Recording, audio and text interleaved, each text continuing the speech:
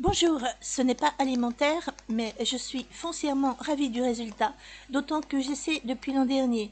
Voici comment ça se passe pour faire de l'hydrolat de lavande avec une fine couche en plus d'huile essentielle, et sans autre appareil qu'une cocotte minute.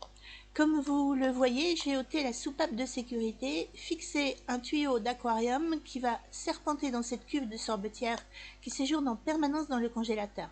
J'ai fait le tour avec le tuyau d'une des poches congelées, puis placé les autres poches par-dessus. Si pas de sorbetière, prévoir un petit seau, un saladier, dans lequel vous mettrez des glaçons et des poches de glace. Le serpentin se poursuit jusque dans la fiole de réception. Celle-ci n'est pas obligatoire non plus, mais j'ai voulu faire pour. Au final, ça donne ça.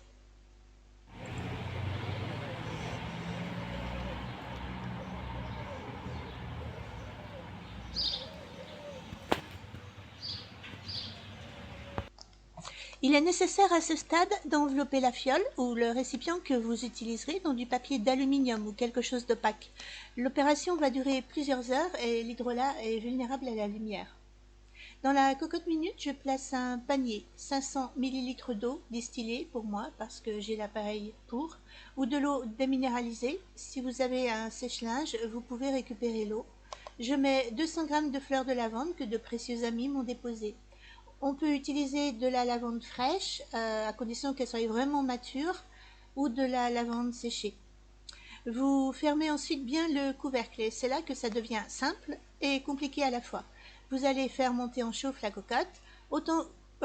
Aussitôt que vous entendez que la vie commence à l'intérieur, vous descendez la température. C'est une petite plaque de cuisson électrique et durant 5 heures, je vais jongler entre une température allant de 1,5 à 1,5. Ça ne doit pas s'écouler violemment le long du tuyau, seulement des perles, quelques gouttes qui voyagent. Tout doit rester très lent. Ma dernière préparation fut la plus réussie en ce qui concerne l'huile essentielle. Ceci n'est qu'un petit tube de gousse de vanille et on voit bien la petite couche d'huile essentielle. Dans un plus grand tube de laboratoire, j'aurais pu mettre toute la préparation et récupérer l'huile avec une pipette. Si vous n'êtes pas d'accord avec certains procédés, n'oubliez pas que je n'ai aucune connaissance scientifique. N'hésitez pas à me faire part de vos réflexions. Merci et à bientôt.